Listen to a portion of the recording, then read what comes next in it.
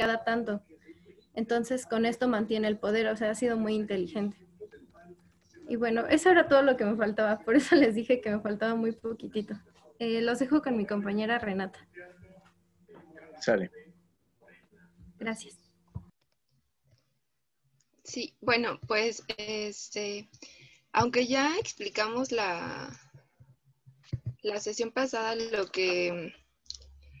pues lo que era parte de la organización territorial de Francia y cómo era su sistema electoral, faltó a profundizar en lo que es su organización territorial, como son sus regiones metropolitanas. Bueno, como podemos ver, Francia su principal división territorial, perdón, son 13 regiones, las cuales no tienen autonomía legislativa y se rigen por un consejo regional. Luego le siguen 101 departamentos que también se rigen por un consejo departamental y estos se eligen cada 6 años por sufragio directo. Luego vienen las metrópolis, que son las ciudades más grandes de Francia, que es París, Marsella y Lyon. 343 distritos y cada departamento se divide en varios distritos con un subprefecto. Luego le siguen los cantones. Esta división es como más pequeña y más local y es para efectos electorales departamentales. Después vienen las comunas, que es el equivalente al municipio. Y bueno, hay que recordar que Francia tiene, está la Francia de Europa, que es la Francia metropolitana, y la Francia de ultramar. Entonces, en la Francia de Europa hay 36.570 comunas y 112 en ultramar. En ultramar significa que es como los territorios alejados de la Francia europea, ¿no? Que están situados en América, en Oceanía, como la isla que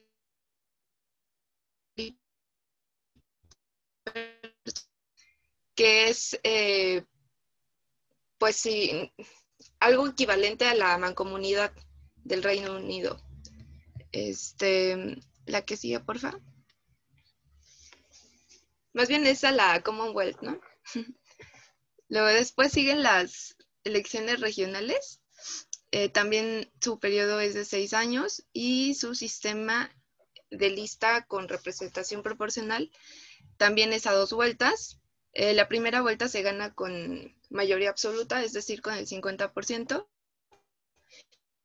Y se pasa a segunda vuelta con el 10% de los votos. Un cuarto de los escaños va a la lista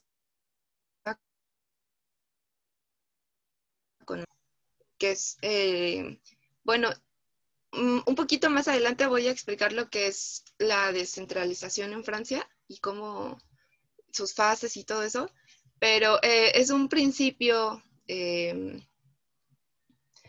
como que de político, ¿no? De descentralización que mantiene separados.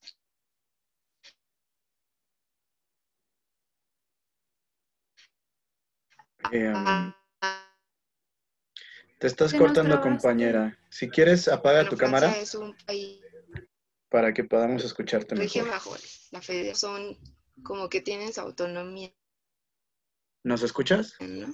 Renata, te Bueno, trabaste. sí, algo así. O sea, no son autónomos al 100. Aquí en Francia las regiones y eso no. ¿Perdón?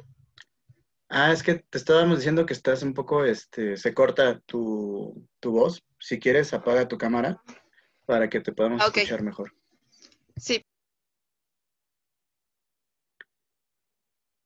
Ah, apagaste tu micrófono. Apaga tu cámara. Ya, perdón. ¿Ahí se escucha mejor? Sí. Ah, gracias. Bueno, entonces, las elecciones departamentales, también su periodo es de 6 años y ¿sí me alcanzaron a escuchar lo de descentralización? Sí, sí, sí, sí. Sí. Ah, ok, ok. Bueno. Y bueno, también las elecciones departamentales son bajo sufragio universal directo y también es el sistema a 2 vueltas, cada departamento se divide en cantones. La primera vuelta se gana con el 50%, que represente el 25% del censo. Esto quiere decir la mayoría absoluta. Y después se pasa a la segunda vuelta con el 12.5%. La siguiente, por favor.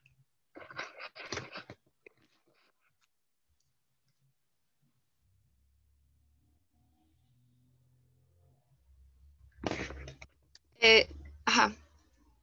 Bueno, las elecciones municipales, aquí hay algo curioso, que debido a la descentralización, como que Francia está más, si bien está pegada a, o sea, está pendiente de la política y demás, pero como que tienden a votar más por su, como localmente, que así a nivel nacional. Ahorita lo vamos a ver, por qué, ¿no? Pero bueno, en las elecciones municipales hay un apego a su municipio y a su alcalde. El sufragio universal es directo y se elige cada 6 años al alcalde. El sistema electoral difiere según el tamaño del municipio y cuando el municipio es pequeño, se puede aplicar el panachage. Este sistema es, bueno, es un sistema en el que ya se dividen los votos, es otro tipo de sistema más pequeño.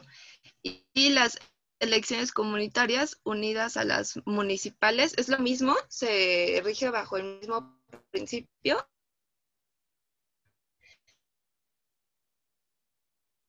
Y las elecciones municipales y comunitarias aparecen en la misma papeleta. Para los municipios de menos de 1,000 habitantes, los consejeros comunitarios son elegidos por orden de prelación entre los miembros del Consejo Municipal. La que sigue, por favor.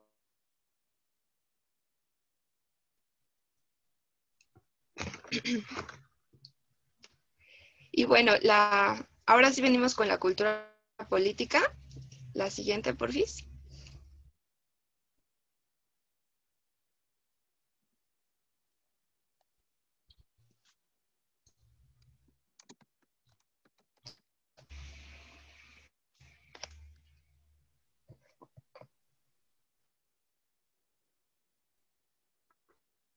Sí, escucho, ¿verdad? Es que no sé si guardaste silencio un momento o estabas hablando, pero sí te dejaste de escuchar un pequeño momento. Pero a ver, habla, a ver cómo te escuchas. Sí, ya. Es que me sacó de la sesión. Disculpen. Ok. Bueno, aquí me pareció importante hacer una tabla donde pues viene como el lugar que ocupa Francia de acuerdo al estudio de Economist 2019 para medir el índice de democracia. Aquí pues podemos ver que Francia ocupa el lugar 29 como una democracia imperfecta. ¿Cuáles son las características de una democracia imperfecta? Bueno, tiene elecciones justas y libres, se respetan las libertades políticas y civiles básicas, pero tiene un desarrollo insuficiente de la cultura política, bajos niveles de participación y presentan problemas de gobernanza. Y bueno, viéndolo o comparándolo aquí en la tabla, pues podemos ver que la cultura política es la más baja, ¿no? O sea, de todos los datos, la cultura política es de 5.6. Entonces, no es una cultura política baja del todo, pero sí es insuficiente. Y por ejemplo, en lo que sí están bien es en la participación electoral, que lo vamos a ver más adelante. La siguiente, por favor. Y bueno, aquí viene lo que yo les comentaba de la descentralización en Francia, ¿no? Tiene 2 fases. La primera fase comenzó con la ley del 2 de marzo de 1982, que si no me recuerdo, en esta época fue cuando entró François Mitterrand algo así, creo que sí lo pronunció bien. Y fue cuando Francia tiene una alternancia del poder, porque llega, François Mitterrand era del Partido Socialista, bueno, representaba a la izquierda. Y también ya después, en la segunda fase, fue 10 años después, el 6 de febrero del 92, sobre la administración territorial de la República. Y bueno, su objetivo principal fue aproximar el poder de los ciudadanos, permitiéndoles intervenir más directamente en la vida local. También por esto, a esto se debe que como que tienen más apego a lo local, ¿no? A su alcalde, a su región y demás. La siguiente, por favor. Y bueno, aquí puse como que unos datos que me parecieron importantes y bueno, los comienzo a mencionar. El pueblo francés, aunque elija el mismo a sus representantes, sigue sospechando del poder y quiere alzarse contra él cuando considera que es necesario. Y esto lo vemos con el movimiento de los chalecos amarillos, ¿no? Que ha retomado esta idea frente al presidente de la República. Ya llevan poco más de un año y según es que aquí durante casi un año, pero ya llevan un poquito más de un año, y según los sondeos, una mayoría de franceses parece haber respaldado este movimiento, confirmando así que un movimiento minoritario de la parte activa podía prevalerse de la confianza del pueblo entero. También ahorita hay como que Francia está atravesando por un desengaño, ¿no? Del capitalismo. Aquí comento que se siente asediada por las élites que quieren atacar el acervo del pueblo, por los ricos que no cesan de acumular bienes, no pagan sus impuestos y se atiborran de dividendos y atacan al Estado y sus servicios públicos. En esta representación está presente la pasión igualitaria postrevolucionaria que siempre ha prevalecido en Francia, ¿no? La siguiente, por favor.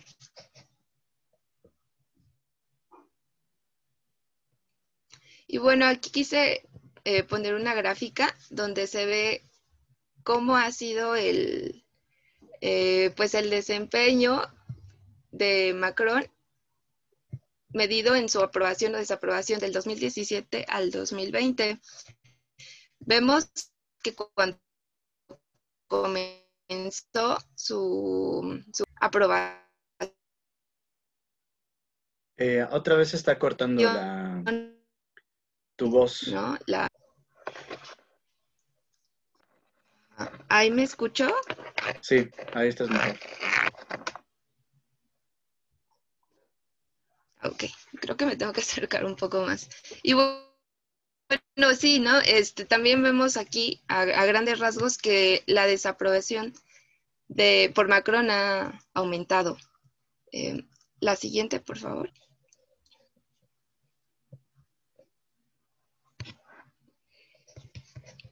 Y bueno, la participación política. Francia tiene una población, redondeándolo, pues son 67 millones, desde el 69 con el 25.44%, y los votos en blanco y nulos registraron un récord del 11.47%. Macron ha encontrado apoyo entre las familias con ingresos más elevados. Entre sus votantes, 1 de cada 3 tiene estudios superiores. Y también otro dato importante que encontré es que en Francia votan 8 de cada 10, es decir, más de un 80% de los votos franceses registrados suelen ejercer su derecho a voto según la OCDE. También otra cosa que pude ver ahí en lo que investigué es que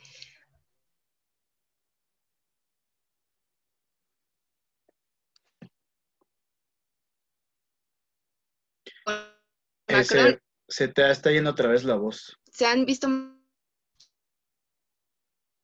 la siguiente,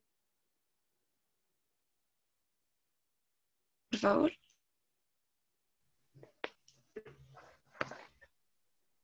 Ajá, la siguiente. Ya te escuchamos muy, muy entrecortado. No sé si te puedes volver a acercar al micro. Sí, y si puedes repetir lo que dijiste, Renata, porque no, creo que no te escucharon, lo último. ¿Ahí me escucho, profesor? Sí, ahí estás. Ahí estás. Como te comentaba la compañera Andrea, esa última, ¿Ahí me escucho? sí, ahí te escuchas bien. A ver, Eh, Nada más ¿ahí me que, escucho? sí, sí, sí, ya, ya. No sé si tú nos escuchas, creo que tú no nos escuchas bien. No, sí, lo que pasa es que tenía como que los audífonos conectados, pero mejor los desconecté. No sé si ahí me escuche mejor. Sí, estás mejor. Lo que estábamos diciendo es que la última diapositiva, la que está antes de esta que está puesta, no Ujú. te escuchamos bien. Entonces, si quieres volver a decir. Ah, ok. Bueno, la comento rápido. Este, mire, em, según bueno, el INSE, la abstención en las últimas elecciones, que fueron las de Macron y Le Pen, fue la más alta desde el 69, con el 25.44%, y los votos en blanco y nulos registraron un récord que fue del 11.47%. Eh, Macron ha encontrado apoyo entre las familias con ingresos más elevados. Entre sus votantes, 1 de cada 3 tiene estudios superiores. Y yo comentaba, no sé si eso sí se alcanzó a escuchar, que con el gobierno de Macron como que ha crecido, ha aumentado la desigualdad social. Entonces, pues sí se han visto más beneficiadas, pues como que la clase alta, los empresarios y demás, que pues como que la clase media y baja, ¿no? También otro dato importante es que en Francia votan 8 de cada 10, es decir, más de un 80% de los votantes franceses registrados suelen ejercer su derecho a voto, según la OCDE. La de que sigue, por favor. Y bueno, aquí también encontré esta gráfica y se me hizo trascendente ponerla. No, no trae como que hasta el 2017, viene hasta el 2012, pero habla de cómo ha sido la participación electoral en la primera y segunda vuelta del 65 al 2012, ¿no?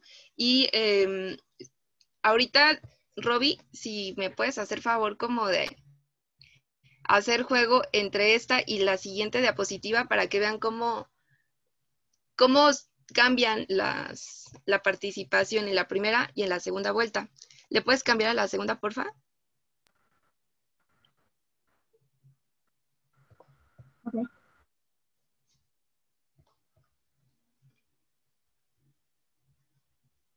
Ajá. Bueno, aquí, por ejemplo, si nos fijamos en la... Ajá, exacto, sí, sí, Roby, gracias. Nada más como moverle ahí, ¿no? Tantito, hacer juego entre las dos diapositivas para que se vea cómo aumenta, casi siempre aumenta más la participación en la segunda vuelta electoral eh, presidencial, ¿no? Y pues bueno, esto sería todo por mi parte. Ok, muchas gracias.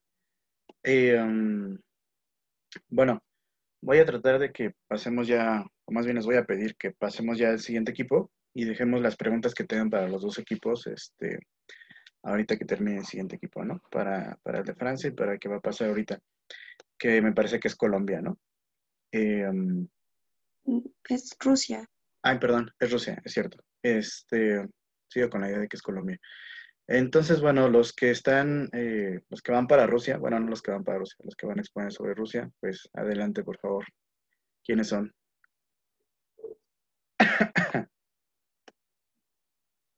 Yo, profesor, ¿me permite compartir pantalla, por favor? Sí, claro.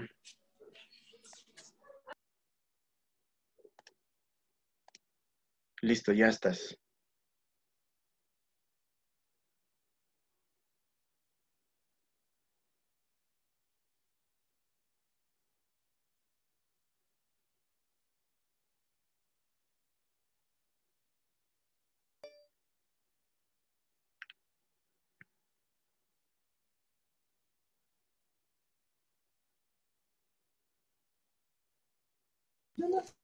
Ahí ya logran ver algo. Sí, ya estamos viendo tu pantalla. Ah, ok, perfecto. Ahí de acá. Listo. Bueno, pues nosotros vamos a exponer el sistema político en Rusia. Y bueno, el origen del sistema político de Rusia se genera desde que ésta consiguió su independencia después de la finalización de la Unión Soviética en 1991, ya que este país ha tenido importantes retos para poder crear su sistema político y reconstruir su economía después de casi 75 años de régimen soviético. Entre estos regímenes podemos destacar la falta de inversiones, ya que venía de un periodo comunista o de la corrupción. Y en la Constitución aprobada el 12 de diciembre de 1993, esta proclama a Rusia como una república federal presidencialista, el cual en el artículo 3 nos dice que la soberanía nacional y la única fuente del poder en la Federación de Rusia corresponden a su pueblo multiétnico. Los poderes del Estado los ejerce el presidente, la Asamblea Federal, el gobierno y los tribunales. Y aquí nos encontramos con, bueno, los tres poderes de los que estaba hablando, que son el poder ejecutivo, el parlamento y el poder judicial.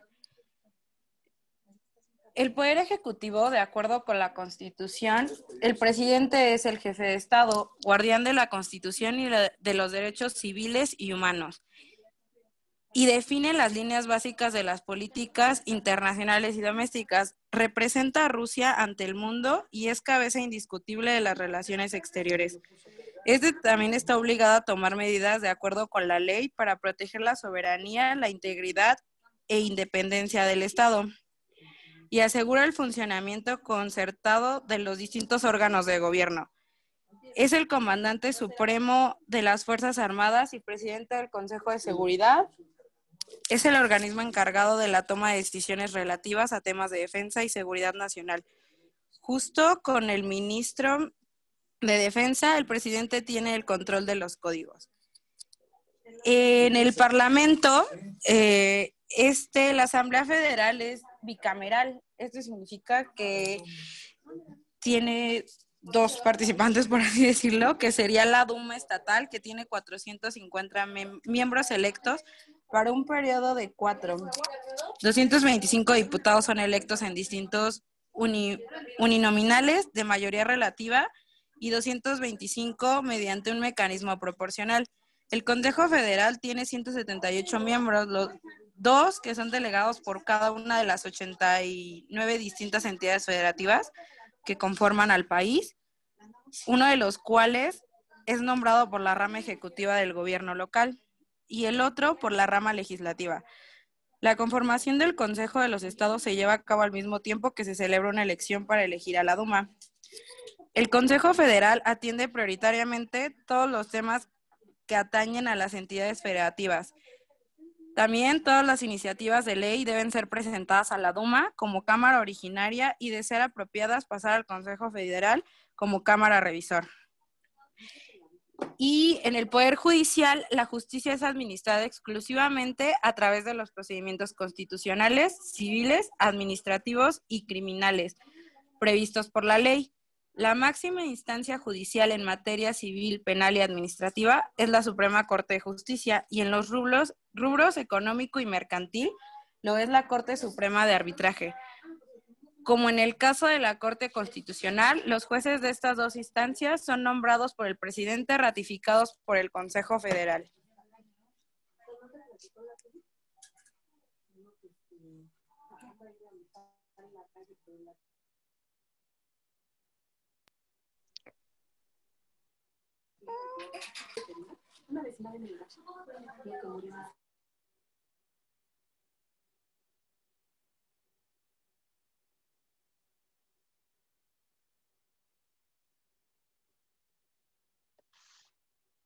Bien, ahora vamos con el sistema de partidos.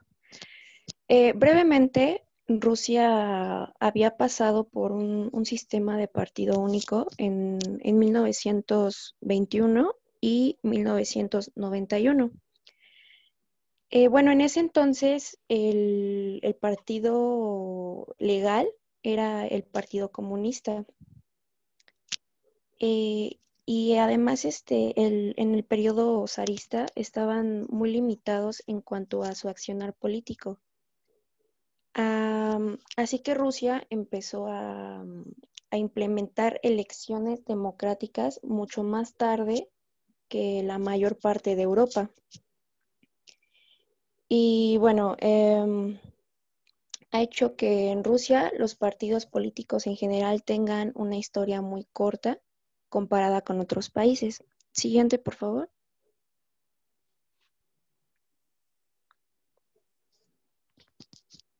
¿Me puedes cambiar? Gracias, Jenny. Bueno, ahorita en la actualidad, Rusia tiene un sistema político de partido dominante, en donde el partido de Rusia Unida, que representa a Vladimir Putin, ha obtenido la victoria en las últimas elecciones presidenciales y parlamentarias. Bueno, hoy en día existen 4 partidos políticos, que es Rusia Unida, el que actualmente está. Y este se caracteriza como un partido centrista, nacionalista y conservador. Aunque tiene un amplio abanico ideológico, lo caracteriza como un atrapatodo, es decir, que busca atraer votantes de diversos puntos de vista e ideologías en contraposición. Bueno, también existe el Partido Comunista de Rusia, el Partido Liberal Demócrata y Rusia Justa. Siguiente, por favor.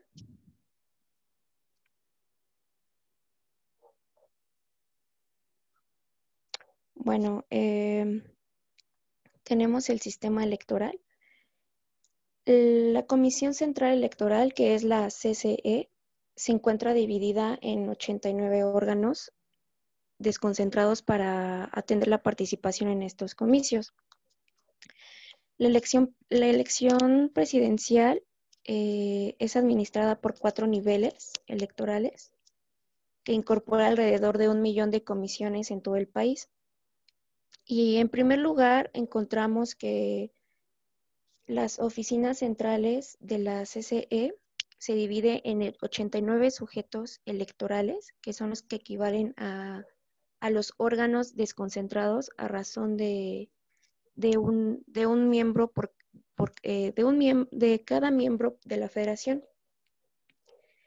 En segundo lugar, tenemos que hay 2.750 comisiones electorales territoriales, que son todos aquellos que forman parte del cuerpo electoral con carácter permanente y además tienen un mandato de 4 años.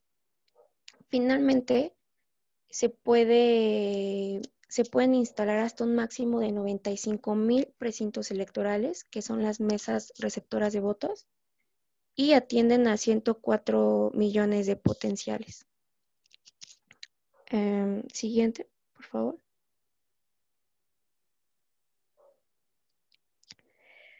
Como movimientos sociales, encontramos a una banda, seguramente ustedes ya han escuchado de ella, es una banda de punk que se llama Pussy Riot. Bueno, el Comité de Investigación de Rusia abrió hace tiempo una investigación contra estas 3 activistas. Y bueno, junto con muchas otras personas que habían participado en esta manifestación contra un fraude electoral que fue en 2012 en Moscú. Ese mismo día fue la posesión que tomó Vladimir Putin, y a ella se les acusaba de preparar la organización de disturbios masivos, la preparación de actos terroristas en Rusia, y además de conspirar para derrocar el gobierno. A ellas las arrestaron cuando se presentaron en la catedral y se manifestaron en contra del presidente. Fueron juzgadas y condenadas a la cárcel, y las liberaron después de 21 meses. Desde ese entonces siguen lanzando canciones de descarga, tocando en vivo y editando libros. Además, actualmente ellas se sienten satisfechas porque obtuvieron que mucha gente abriera los ojos acerca de estas políticas de gobierno y los contactos que tiene la iglesia y el Estado. Además, mucha gente se adentró se adentró más a la política después de lo que ocurrió con la banda y pensaron que lo que les pasó a ellas les pudo haber pasado a mucha otra gente. Siguiente, por favor.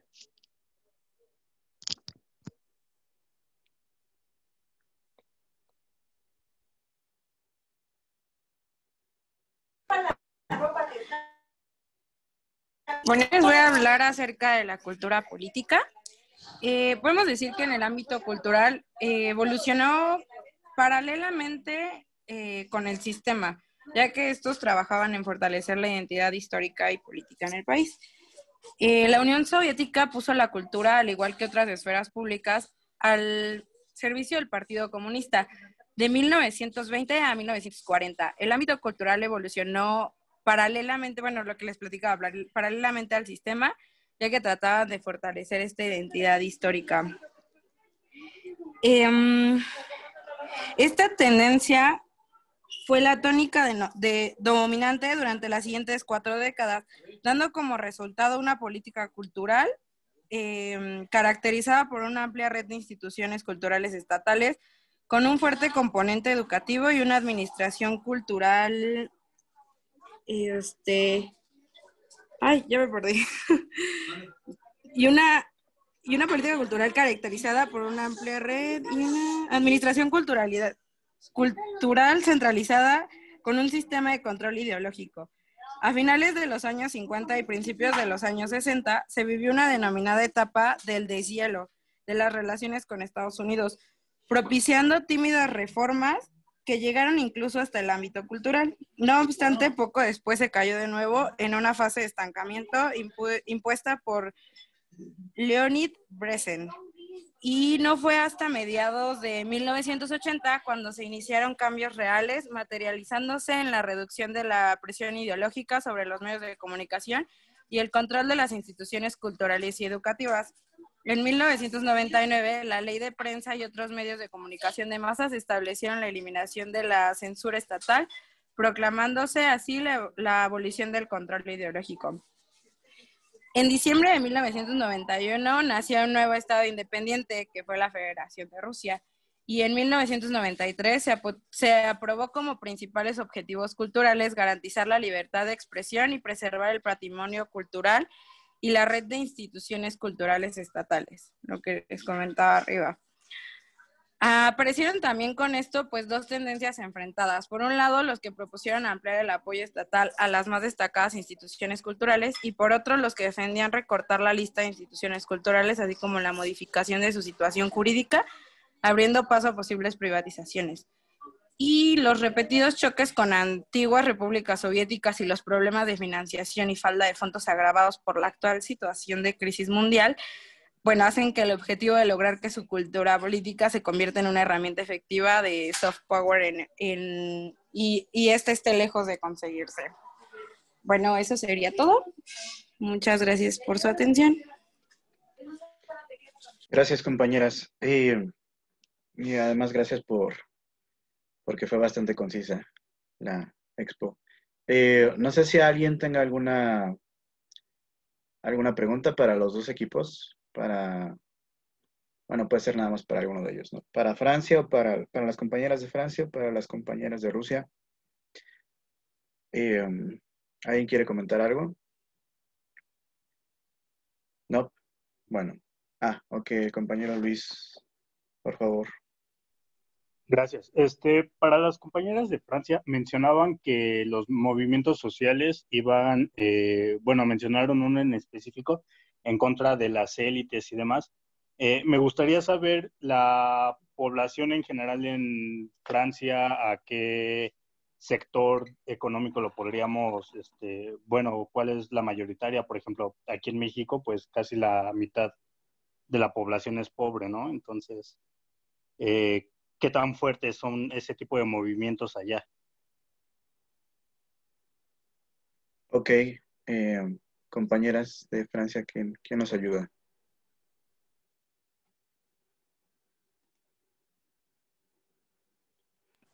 Bueno, creo que con el movimiento contra las élites te refieres al de los chalecos amarillos que acaba de exponer Andy.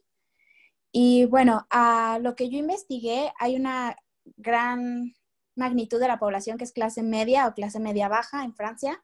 Creo que al igual que en todos los países, entonces cuando se lucha por igualdad, suelen ser causas que son muy fuertes en Francia, al igual que aquí en México.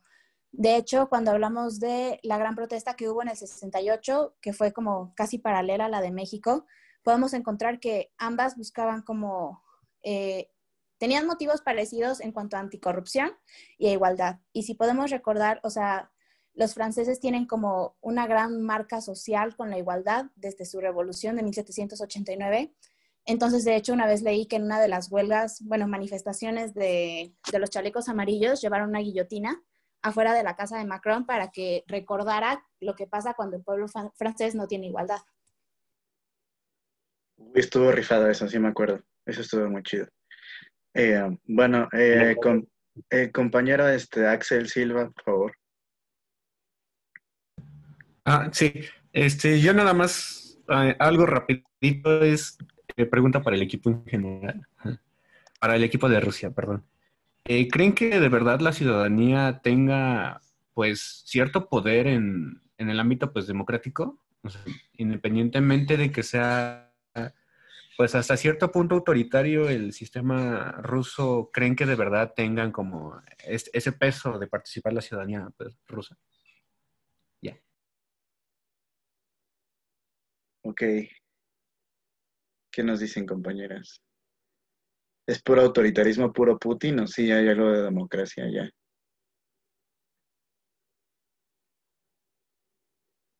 ¿Qué creen? Yo pienso que es más, se dice que es democrático, pero en nuestra opinión pensamos que no la hay. Además de que, bueno, estuvimos checando lo de los movimientos sociales y vemos que no te puedes manifestar libremente, como por ejemplo aquí en México, ¿no? Allá realmente te sancionan por manifestarte solo un poco, entonces no creemos. Incluso, bueno, cuando estuve investigando esto del sistema político y cómo era, encontré muchas notas que decían que el sistema político era el putinismo, ¿no? Por esto mismo pues del autoritarismo que se vive en Rusia. Y sí, incluso si se meten a investigar un poquito así, le pones sistema político de Rusia, así literal, te salen muchas notas que dicen el nuevo sistema político, el putinismo. Entonces creo que eso habla como a grandes rasgos de que pues en realidad no se vive una democracia como tal, ¿no? Ok. Gracias. Bueno, gracias compañeras. Pues sí, Putin es casi un zar, ¿no? Se ha convertido casi en un zar de nuevo. Pero bueno, veremos qué pasa en nuestra amada Rusia. Bueno, ¿quiénes son los compañeros que siguen? Yo, maestro. Ok, vale. Ahora sí Colombia. Ahora sí. Ahora sí. Sale, bueno, pues ¿a ti? Ok, sale. Pues ya estás, adelante. A ver, vamos a ver. Permítame.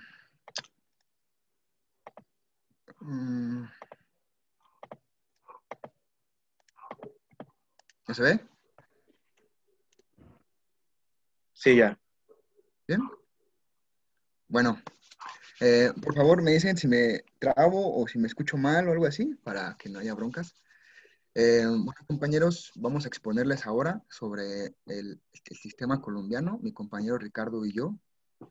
Para empezar, pues vamos a ver cómo se organiza el territorio, y este está organizado en 32 departamentos, en 1.103 municipios y su distrito capital de Bogotá.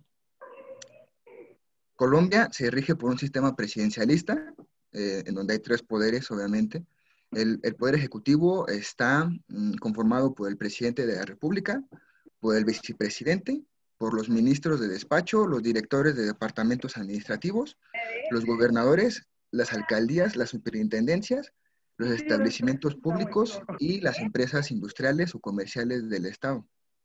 Por su parte, el Poder Legislativo se conforma del Senado con 108 representantes y su Cámara de Representantes con 172 personas. Finalmente, el Poder Judicial está representado por la Corte Constitucional, por la Corte Suprema de Justicia, el Consejo de Estado, el Consejo Superior de la Judicatura, la Fiscalía General de la Nación y los tribunales y jueces civiles y militares. Para hablar un poquito más del Ejecutivo, pues tenemos que hablar del presidente actual, que es Iván Duque, quien fue elegido en 2018, el 17 de junio para ser más exactos, y fue electo con 10.398.600 votos. Su programa se basó en la legalidad, se basa en la legalidad, en el emprendimiento y en la equidad. Este señor fue candidato por parte del Partido Centro Democrático en Colombia. Y del lado de la vicepresidencia tenemos a Marta Lucía Ramírez Blanco, que participó como candidata por el Movimiento Ciudadano por una Colombia honesta y fuerte. Al hacerse una consulta interpartidista, obtuvo más de 1.5 millones de votos, y por eso pasó a ser la fórmula vicepresidencial de Iván Duque. Su ideología, sus objetivos de Marta es trabajar por el empoderamiento de la mujer, luchar contra la corrupción, fortalecer la seguridad social, la generación del empleo, competitividad comercial y que se fortalezca la justicia. Ahora mi compañero les hablará de los ministerios colombianos. Ok, estos ministerios podemos verlos como su homólogo aquí en México, que serían las secretarías, y estos son gabinetes de departamentos de gobierno que tienen como objetivos primordiales contribuir y promover el desarrollo sostenible de la sociedad colombiana a través de la formulación y adopción de las políticas, planes, programas, desarrollo territorial y urbano. Su naturaleza jurídica se configura como órganos actuando bajo la personalidad de cada estado, lo que significa que carecen de autonomía e interdependencia funcional, administrativa y financiera. Entre sus principales funciones es preparar los proyectos de decreto y resoluciones ejecutivas dictadas por el presidente.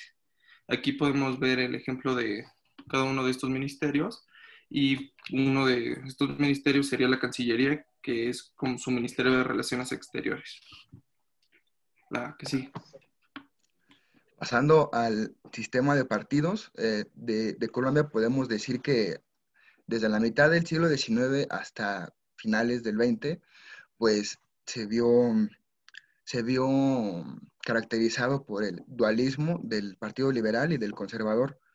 Del lado del Partido Liberal, pues se le considera como un partido reformista moderado, y este tiende hacia una práctica política mucho más liberal y con contenido social.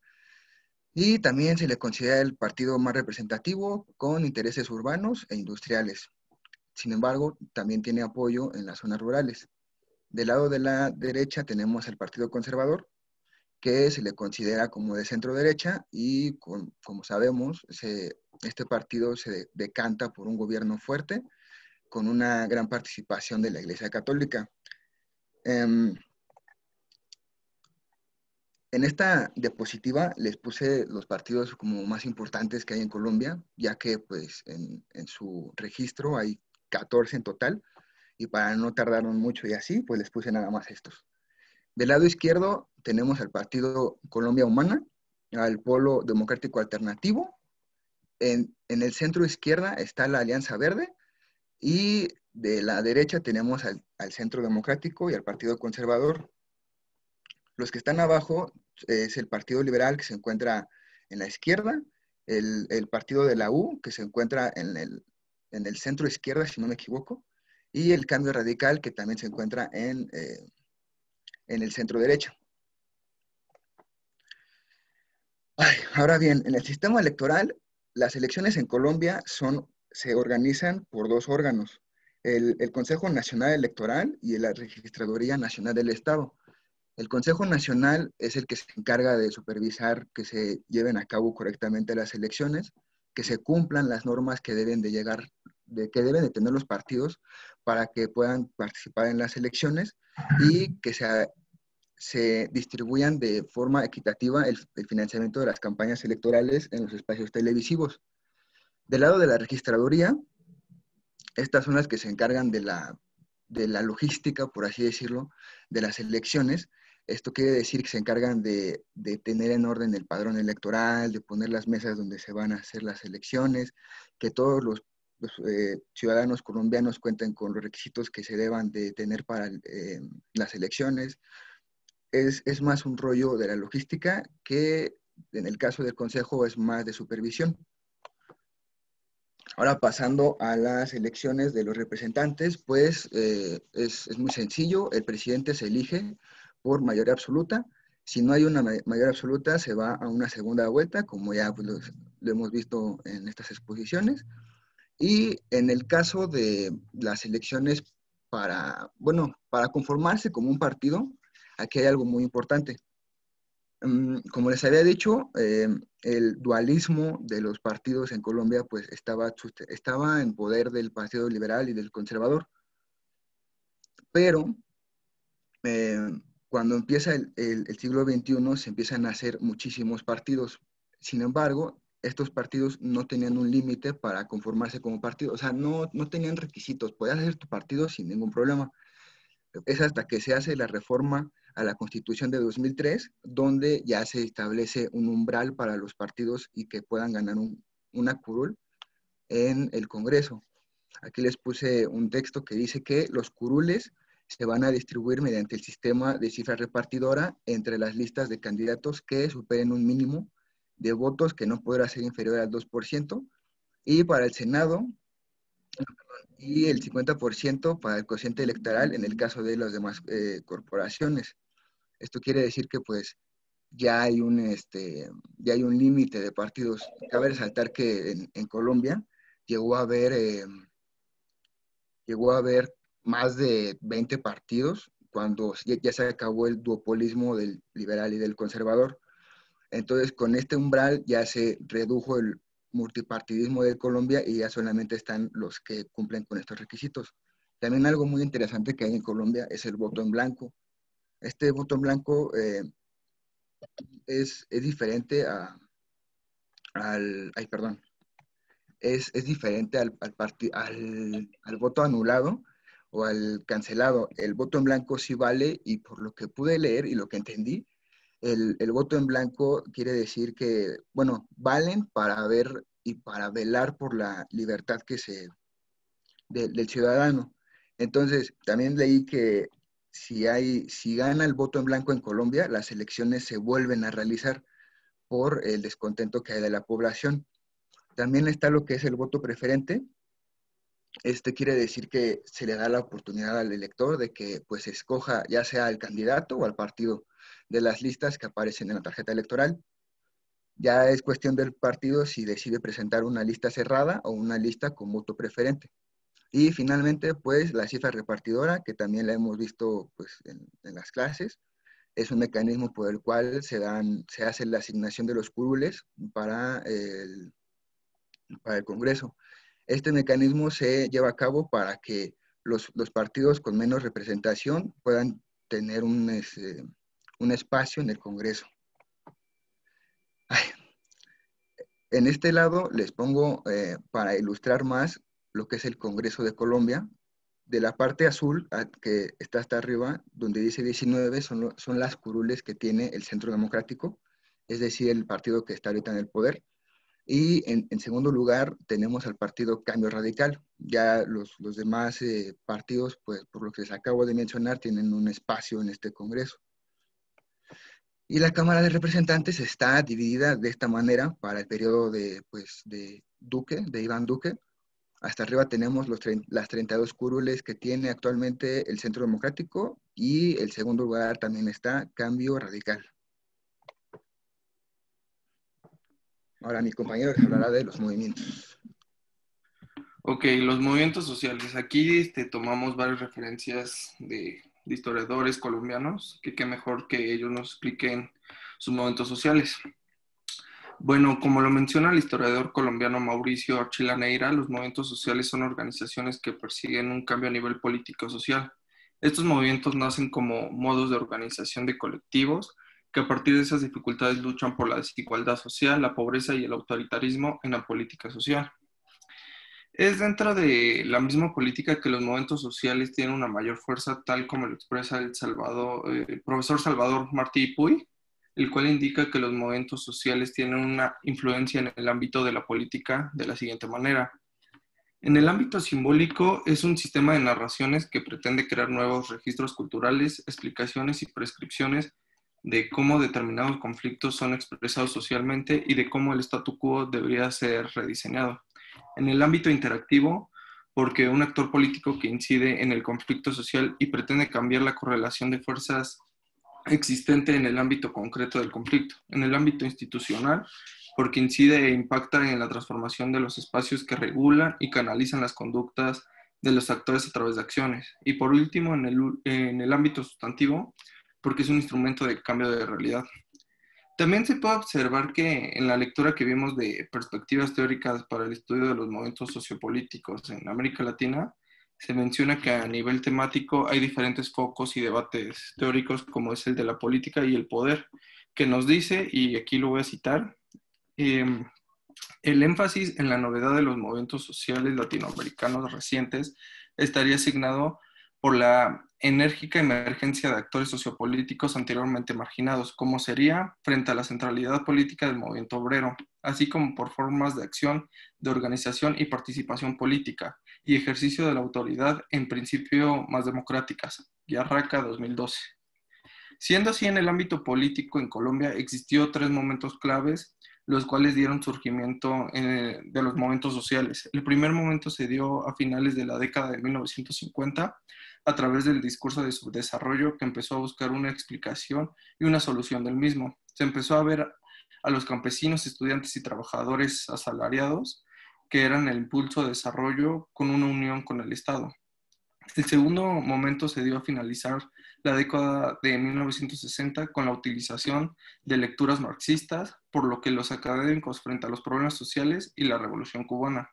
El tercer momento se basa en la creación de la Asociación Nacional de Campesinos, que se empieza a hablar de un sector oprimido en donde se empieza a ver la lucha de clases por una igualdad. Y como pueden ver, aquí hay ejemplos de estos movimientos. Por cuestiones de tiempo no podremos mencionarlos, pero al final de la exposición, si hay alguna duda o inquietud por saber de qué se trata alguno de ellos, con gusto lo podemos resolver. La que sigue, por favor. Bueno, a continuación la cultura política. En esta quisimos sacar la definición de la lectura que hicimos de la cultura cívico por Gabriel Almund y Signit Verba, que nos dice que la cultura política se constituye por la frecuencia de orientaciones cognitivas, afectivas y evaluativas hacia el sistema político en general, sus aspectos políticos y administrativos y la propia persona como miembro activo de la política. También citamos algunos textos de la revista de la Facultad de Derecho y Ciencias Políticas de la Universidad de Colombia, y vemos que esta cultura política se puede caracterizar en al menos 5 aspectos, como aquí lo vemos, que es la representación y participación política, hábitos de comunicación política, legitimidad institucional, percepción sobre asuntos públicos y los imaginarios y valores. Esta cultura política tiene su participación con los mecanismos de participación que se da en la Ley 134 de 1994 de la Constitución Política de Colombia, que dice que los ciudadanos, a la democracia interna de un país, todo ciudadano tiene derecho a utilizar o ser parte de alguno de estos mecanismos. Estos mecanismos son el voto, referendo, plebiscito, revocatoria de mandato, iniciativa popular, consulta popular y cabildo abierto. Igual en exposiciones pasadas ya las han mencionado, pero igual si tienen alguna duda, la podemos resolver. La que sigue, por favor. Bueno, y basándonos en la lectura de la cultura cívica, nosotros creemos que esta cultura puede ser basada en la cultura política del súbdito, ya que dice que el súbdito tiene conciencia de la existencia de una autoridad gubernativa especializada en que esta probablemente se sienta orgullosa de ella o tal vez le desagrada, y esta le puede evaluar como legítima o ilegítima. Esto quiere decir que los ciudadanos colombianos saben que existe una autoridad que los gobierna o que los representa, pero no siempre van a estar de acuerdo con ella. Y tomando datos del Infoabe, podemos ver ambas gráficas, cómo tienen su afinidad política, si están de derecha, centro, izquierda o que no tienen afinidad. En un momento voy a mencionar eso. Y de cuál de los partidos políticos se considera más la gente. También es importante decir que el sistema político liberal funcione adecuadamente, necesita que haya gente que no participe. Lo había mencionado Bourdieu. Y por nuestra parte, creo que sería todo. Si tienen alguna duda, la resolveremos. Vale, muchas gracias. Pues no sé quién tenga algún comentario que quiera preguntarle a los compañeros. Adelante, puede levantar la mano. La compañera Renata.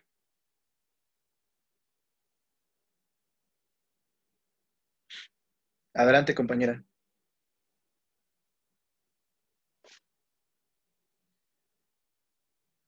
¿Sí nos escuchas?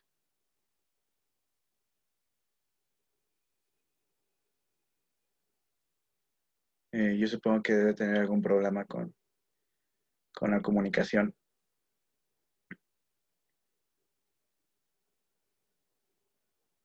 ¿Sí me escucho, profe? Sí, adelante. Ok. Bueno, la duda que tengo es por qué algunos, o sea, se supone que Colombia es un país, pues, presidencialista, pero ¿por qué, por ejemplo, en Colombia hay vicepresidente y aquí en México no? O sea, no sé si me lo puede contestar usted o el equipo. Pues porque antes hemos tenido diferentes tradiciones, pero bueno, si quieres que los compañeros de Colombia te digan por qué en Colombia hay vicepresidente y para qué sirve el vicepresidente en Colombia, ¿qué hace?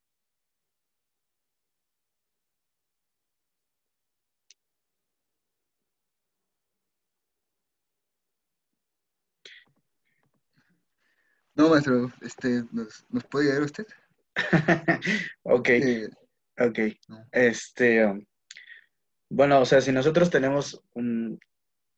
no tenemos un vicepresidente, tiene que ver con la cuestión histórica, ¿no? Sí tuvimos vicepresidentes al principio, pero provocaba ciertos problemas políticos, ¿no? El problema con la vicepresidencia en México fue que le copiamos a los gringos y los gringos tuvieron un sistema vicepresidencial al principio un poco deficiente, ¿no? En el sentido de que, por ejemplo, en las elecciones gringas, en las primeras, quien ganaba, digamos, el puesto de presidente, pues era quien tenía más votos electorales, ¿no? Ustedes ya lo saben. Pero quien quedaba en segundo lugar de los votos electorales era el que se volvía vicepresidente. Es decir, aquellos que se enfrentaban en las elecciones, después al final, uno terminaba siendo presidente y el otro vicepresidente. Y esto pues obviamente provocaba ciertos problemas políticos, ¿no? A la hora de tomar decisiones. Y lo mismo pasó aquí en México. Entonces, había esta mezcla de posiciones políticas que resultaban ser muy diferentes, incluso ser muy antagónicas, y en ese sentido, pues, se decidió cambiar eso. Además, también ciertas cuestiones de traiciones, como conocemos que en México sucede y que sucedió y que parece que seguirá sucediendo por los siglos de los siglos, y pues traiciones de vicepresidentes a presidentes, ¿no? Que ya saben que todo el mundo hacía planes, ¿no? El plan de no sé dónde, el plan de acá, el plan de allá, pues eran proclamas para derrocar el gobierno, ¿no? Entonces, eso salía mucho de los propios vicepresidentes en algunas ocasiones. Entonces, pues por estas cuestiones es que nosotros no tenemos un vicepresidente, ¿no? Pero en Colombia, aunque no conozco el sistema político colombiano a fondo, en Colombia yo supongo que lo que existe es que cuando alguien se presenta a las elecciones para ser presidente, tiene que ir en fórmula con un vicepresidente, como lo que sucede ahora en Estados Unidos, ¿no? Que Joe Biden iba en fórmula con esta, ¿cómo se llama? Kamala Harris, ¿no? Y entonces los dos llegaron. Supongo que debe ser lo mismo que sucede ahora en Colombia, ¿no? Y así ya se evitan ese tipo de problemas de que un vicepresidente sea de un partido y el presidente sea de otro, ¿no? Pero pues tiene que ver con eso, con tradiciones políticas, con historias políticas diferentes, ¿no? Por las que hemos atravesado. Bueno, pues pasemos con el siguiente. Sí, dime. De hecho, el vicepresidente de la República es elegido por votación popular el mismo día en que se elige el presidente de la República en Colombia. Entonces no van. Y los candidatos se dan por la segunda votación. O sea que no pueden ser no del mismo partido. Exacto. Ok, eso está interesante. Sí, de hecho ahí lo saqué del gobierno de la página del gobierno de Colombia. Ok, pues está interesante eso. Y ver también entonces, sabría que preguntarse entonces también y escarbar en la cuestión de cuáles son los poderes que tiene el vicepresidente, ¿no? Cuáles son los alcances que tiene la vicepresidencia y cuáles son los límites para saber hasta qué punto la vicepresidencia puede ejercer un contrapoder al presidente en el caso de que sean de distintos partidos, ¿no? Pero bueno, muchas gracias. Gracias ahí por el dato. Bueno, continuamos con el siguiente equipo, que es, si no me equivoco, las compañeras de Corea. No sé si ya están aquí, por acá presentes. Sí, maestro, ya estamos aquí. ¿Me podría compartir la pantalla a mí? Claro. Gracias. Voy a apagar mi cámara porque si no se me va a trabar como que, ¿sí? Sí, adelante. Ya estás como co-host. Gracias.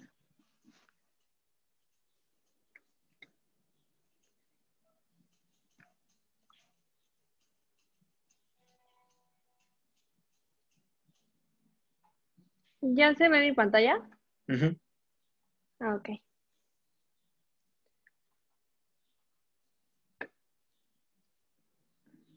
Ok, bueno, pues nosotros vamos a exponer de Corea del Norte. Ay, güey. Perdón. Y bueno, la República Popular Democrática de Corea, también conocida como Corea del Norte, se define como un país comunista donde el sistema político controla el funcionamiento de la sociedad. La ideología Juche, no estoy muy segura de si así se pronuncia, es una variante coreana del leninismo en la línea oficial de pensamiento del Estado, según el artículo 3 de la Constitución Socialista de 1972. La estructuración de los organismos de Corea del Norte sigue el principio de denominado centralismo democrático, basado originalmente en el modelo marxista. Bueno, la constitución que rige esta república es la Constitución Socialista de 1972. Y bueno, un dato que me pareció importante mencionar es que siguiendo su proceso de evolución gradual, en 2009 esta constitución fue modificada de nuevo y ese cambio permitió borrar como que toda referencia al comunismo. Y bueno, los conceptos claves para que podamos entender el funcionamiento del sistema político norcoreano es que es un gobierno unipartidista, gobierno autocrático y la sucesión del poder. Bueno, su cultura política, como ya lo había mencionado, Juche, fue un sistema instaurado por Kim Il-sung, creo que así se pronuncia, y representa, según ellos, el primer pilar necesario para la edificación de una potencia próspera. Este término está compuesto por dos palabras de origen chino, chu, que quiere decir amo o dueño, y che, que se refiere al cuerpo. En 1967 fue cuando adquirió el estatus de ideología oficial del régimen, tomando así el lugar del marxismo-leninismo. Y bueno, esta ideología reposa sobre un concepto que confiere al hombre la alta conciencia de ser el dueño del mundo y de su propio destino. O sea, el hombre ya no se identifica como individuo, sino como parte de las masas populares. Se encuentra regido por 4 principios sociohistóricos semejantes al marxismo-leninismo estalinista, pero podríamos resumir todos estos en que la historia de toda sociedad está determinada e incluso escrita por las masas populares. Y en paralelo a estos 4 principios, el Juche defiende 3 valores fundamentales que indican al pueblo la dirección a seguir, que igual estos 3 los podemos resumir en que se debe guardar un comportamiento que sirva para la preservación de la soberanía. Bueno, en su gobierno, en los estados comunistas, el gobierno está formado por un único partido. Y bajo este sistema, este único partido es el que rige la ideología del país y el que está a la cabeza de la estructura política, donde es libre del ejercicio de los poderes legislativo, administrativo y judicial. El partido no solo gobierna la nación, sino que también comanda las organizaciones sociales y pues las vidas de los habitantes. Es por esto que Corea del Norte puede considerarse como un estado partidista, porque bueno, aunque existe más de un partido, no existe la oposición, sino partidos hermanos. También es un gobierno autocrático, que es un aspecto característico de una dictadura, pues mientras los poderes del Estado están concentrados en el partido, el poder dentro de este recae exclusivamente en una sola persona. En la sociedad norcoreana, el presidente engloba la voluntad organizada del partido en su totalidad y es el comandante en jefe monolítico de esta entidad.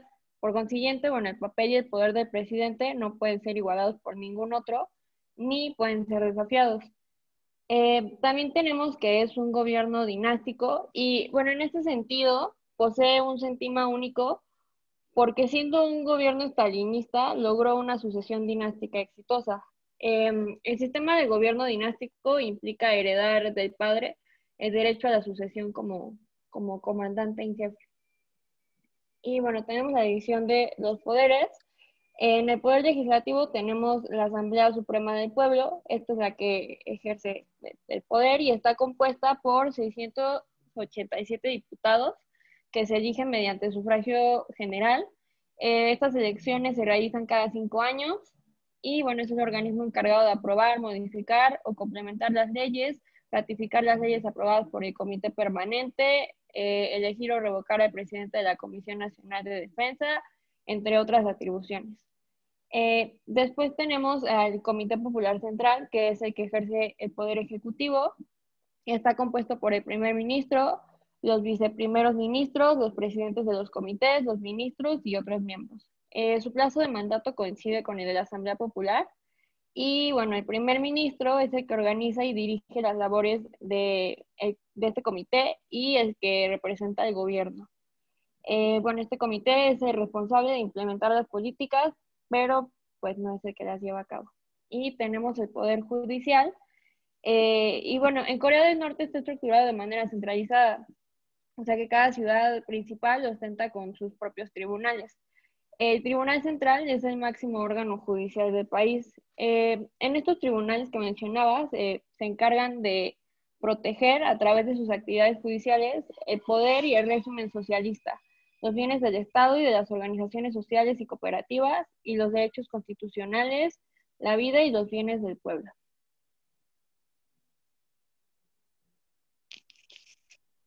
Yo les voy a hablar sobre el sistema electoral. Pasamos a la siguiente, por favor, Larisa. Las elecciones en Corea del Norte, como ya lo había mencionado mi compañera, se celebran cada 5 años a nivel nacional.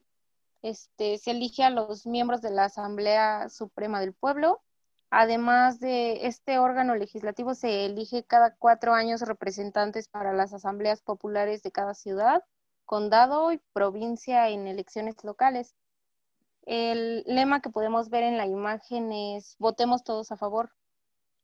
Aunque los candidatos pueden ser propuestos por cualquier persona, lo más habitual es que los candidatos sean designados por los partidos. Estas candidaturas son examinadas por el Frente Democrático para la Reunificación de la Patria